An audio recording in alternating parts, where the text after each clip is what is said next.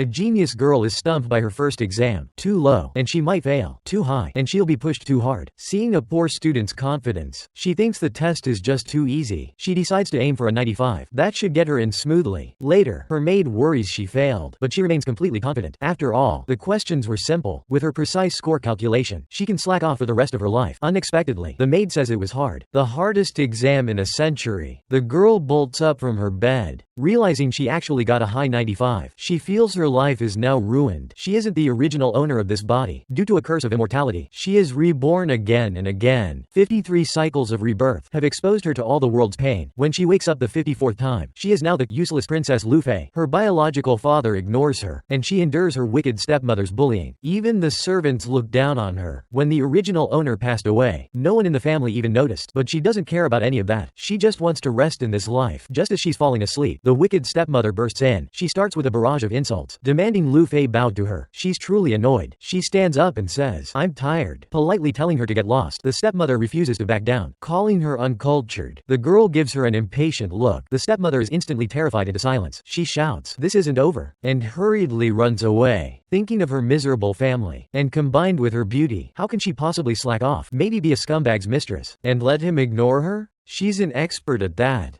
But first, she needs some beauty sleep. The door is slammed open again. The stepmother brought back up her half-brother. Seeing the stepmother's aggression, he looks like a lapdog. Facing his sudden accusations, she tries to ignore him, but this only fuels his arrogance, claiming she's disrespectful to their mother. "So what? I just recovered." A woman points fingers at me. Is she even a mother? The brother is speechless but demands an apology.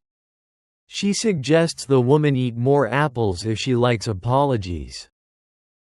On the surface, it's for health, but she's actually mocking her age. This infuriates the stepmother. Fortunately, the brother isn't stupid. Knowing they are in the wrong, he leads her out of the room, finally rid of her. Yawning lazily, she flops onto the bed. This time, she must sleep, but memories of past friends make her wake up in tears. This deep, carving pain is hard to bear, no matter how many lives. To cheer herself up, she decides to eat something delicious. She goes to the dining hall, and asks the maid to cook. After waiting half an hour, the maid brings a bowl of plain water, smugly claiming mealtime is over. This delicacy is all that's left. With such an arrogant attitude, she clearly doesn't respect her. Lu Fei slowly stands up, and delivers a sharp slap. The maid falls to the ground in pain, meeting Lu Fei's predatory gaze. The maid still looks defiant. "I am the Duke's daughter. Given my father's status, how many lives do you have to lose?" The maid shudders in fear. "I'm sorry, I'll get you food right away." Soon, a feast of exquisite dishes arrives, but Lu Fei's heart is heavy. There are many ways to change her fate, but all require hard work, and she's destined to marry the fourth prince, who's fighting for the throne.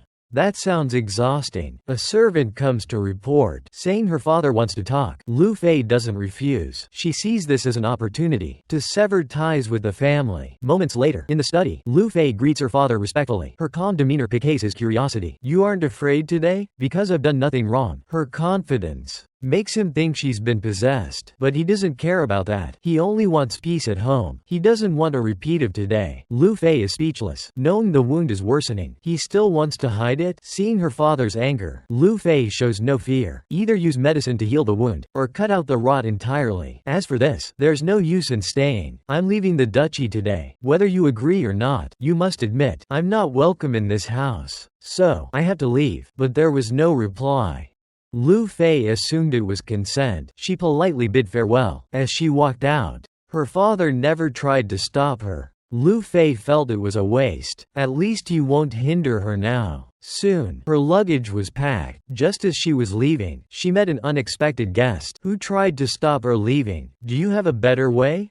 The man was speechless. Seeing her resolve, he gave her a necklace, a symbol of their family, engraved with powerful magic, to protect Lu Fei in danger. She accepted the kind gesture. Now, the new journey begins. A sudden cry startled her. It was the maid, Mary, begging to come along. The only one who cared for her. Lu Fei warned it would be hard, but Mary was determined. "I love you, miss. I must follow you." Such familiar words, reminding her of a past life, touching her long dormant heart. She gently patted the girl's head. Then, "Come with me." Her next destination, the top academy, Lynette, an orphanage she once founded, named after her. No one expected back then that it would become a top school, teaching all sorts of majors, free food and housing, graduation without even attending class, a true paradise for slackers. So, she decided to take the exam, returning after 200 years. Everything had changed. But there was some comfort.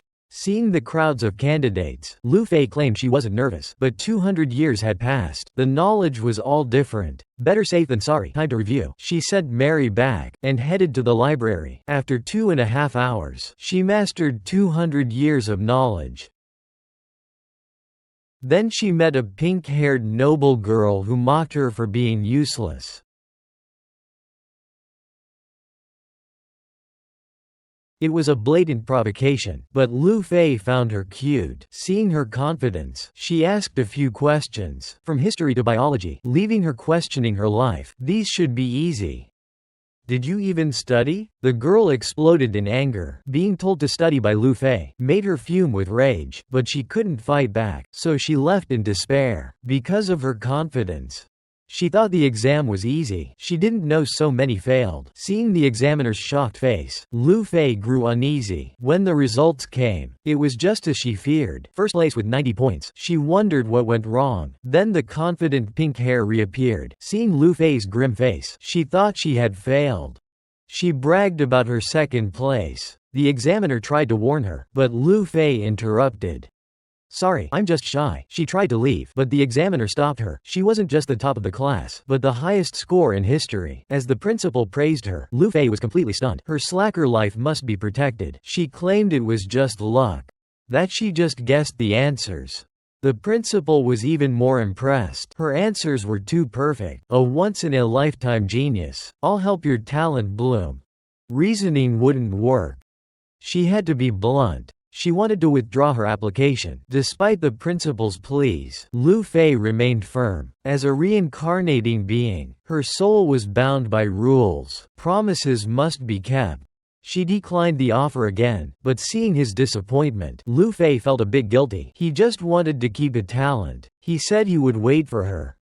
The tone reminded her of past students. They were just as passionate. This feeling was too familiar. Finally, she softened and decided to stay. But she had a few conditions. First, unless it's absolutely necessary, the school must let her drop out. Second, her grades must be secret. The principal was quite puzzled. Lu Fei lied about having migraines, triggered whenever she gets attention, and current medicine can't cure it, though the reason was absurd. The principal had no way to argue. Later, Lu Fei saw the soft bed, feeling her journey was worth it. Finally, she could get some sleep. She put on pajamas and climbed in. Time for a 20-hour nap. Seeing this, Mary grew anxious. She pulled the blanket to wake her. You need to make friends, and find a sweet romance. Lu Fei was stunned. I have a fiancé. Why date? It turns out the fourth prince is here. And he's a fourth-year student representative. Lu Fei was speechless. She wished she'd cancelled the engagement, but as long as she stays inside, she won't run into the prince. Besides, she's already run away. Her family should cancel it soon. Thinking this, she sighed in relief. Just lying flat should be fine. She soon drifted into a sweet dream. Mary went from worrying to trying to wake her up, and finally gave up completely. 3 days later, Lu Fei woke up. Seeing Mary's pouting face, she remembered she wasn't alone. She cautiously asked for forgiveness, even tempting her with sweets. The maid suddenly hugged her, crying, "Miss, we're out of money." The maid had been hungry for days. Free meals are for students only. She apologized to Mary, swearing to make it up to her. Then, she headed out.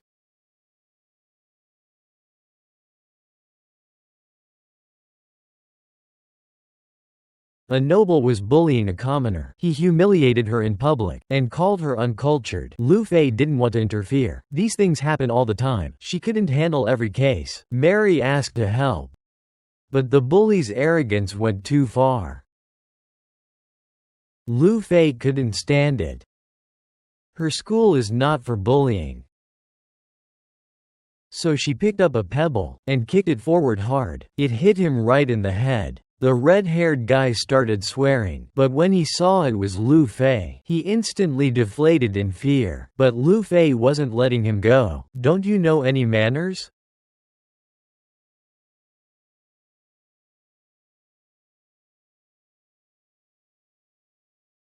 Ignoring his shocked expression, she forced him to repeat it 100 times, only stopping when it was perfect. He thought the lesson was over. But Lu Fei had more to teach. He quickly bowed in apology.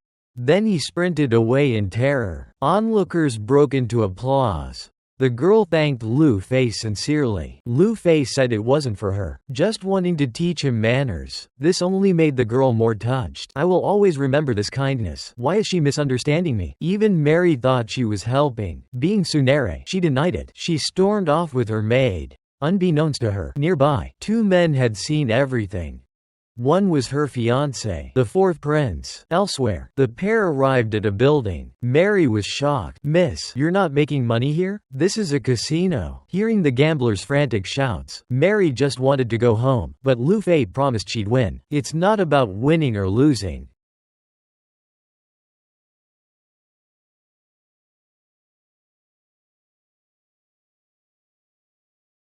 Unfortunately, she only had $20 left. She started with dice to make some. Surprisingly, Mary got more excited. Who cares if it's right or wrong? Making money is all that matters. Seeing the $200 she won quickly, Mary felt like a rich woman. Of course, that was impossible. With that, she stood up and left. Time to punish those cheaters. Since I'm here, let's go big. Let's make millions first. Suddenly, shouts come from ahead. Someone just lost everything. Blonde hair, sharp face. He looks like a real flirt. And he's cheating in broad daylight. Lu Fei marks him as prey. The man is attracted to her beauty. He invites Lu Fei to play. Then don't blame me. The blonde thinks she's a novice. Little does he know he's the target. The first few rounds are normal. The fifth round begins. His score is slightly higher. Looks like my luck is good. Lu Fei smiles subtly. So impatient already. He used magic to swap cards, leaving absolutely no trace. Even experts rarely win this. Too bad he picked the wrong opponent. Lu Fei can sense magic flow. Breaking this is child's play. The blonde guy is stunned. First time meeting such a pro. First time meeting such a kind man. Despite being the sucker, the man is smiling happily. Thought he was just crazy. But he has bigger plans. He proposes one final round. Winner takes all the money. But if she loses, she must date him all day. Lu Fei looks amused. You want to buy my day? Who do you think I am? The man realizes her misunderstanding. He quickly bows and apologizes. I just want to have tea. Lu Fei nods and sits back. She knows she can't lose. The game begins again. The man shows 3 sevens. Lu Fei plays 3 twos. 5 cards remain. One swap and he wins. But Lu Fei is calm, sensing the magic on the cards. The man puts down 4 sevens. Looking completely confident, he asks if the bet stands. Of course, but you might not be winner. She reveals a straight flush. His eyes widen in disbelief. Lu Fei actually won. Lu Fei tricked him and won $4.2 million. Now she can finally relax. Surprisingly, the man just wanted her name. After hearing her real name, he says he's very happy and hopes to see her again, but Lu Fei has zero interest. Time to spend the money. First, fine dining for Mary, then some beautiful clothes. Returning home, she flops onto the bed. I want to merge with it. Then, a knock at the door. Who visits at midnight? It's a man standing there. Black hair and gold eyes. The legendary fiancé, Horst. After he introduces himself, Lu Fei quickly bows. Curious why he's visiting. He gives the answer immediately. Someone reported you're gambling. Report to the committee tomorrow. He leaves coldly. Punished on the first day, Mary worries she'll be expelled, but Lu Fei loves the idea. Expulsion means more laziness. The penalty is cleaning.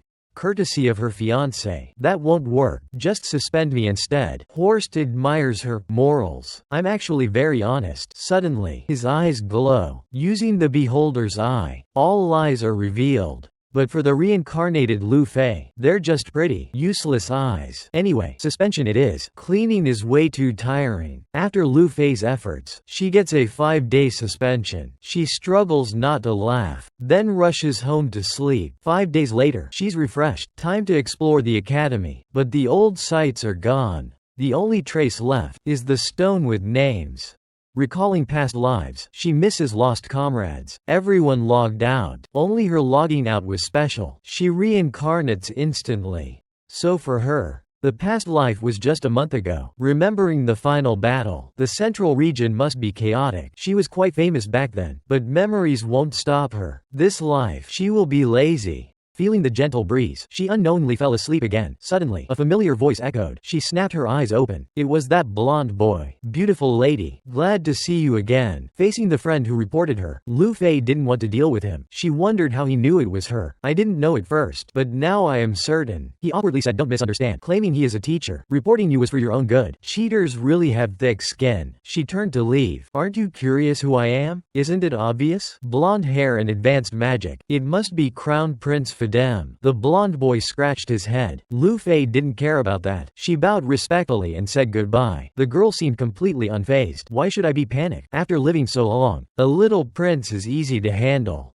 She tried to make an excuse to leave. Suddenly, the blonde boy laughed. Her cold attitude actually attracted the prince. He bluntly said he liked Lu Fei. Despite her speechless expression, he stepped closer to confess again. She was the first girl he liked. He decided to give her a gift. Magic gathered at his fingertips. Suddenly, Lu Fei was surrounded by light. As the prince shifted his magic, all the dust on her clothes vanished. The cleaning was quickly done. He turned and said goodbye. Recalling the prince's expression, she had a bad feeling. On the way back, she saw Red being bullied. Not wanting to clean, they forced Red to do their work. Poor Red didn't dare resist. He could only accept the broom. Lu Fei couldn't stand it. Am I invisible to you all? The bullies turned to attack, but once they saw the girl, they hurriedly introduced themselves. They were nobles and hard to offend, but seeing Red's pitiful state, she knew she'd regret ignoring it. She asked Red about the situation. Ling Ling, they're bullying you. Why don't you fight back? But Red kept his head down. She wanted him to find courage, as he can't be protected forever. Yet Red remained silent. She gave up on persuading him. Green Hair mocked Red as a coward. Lu Fei, annoyed, threw a smelly glove and challenged him. Why? I just hate your faces.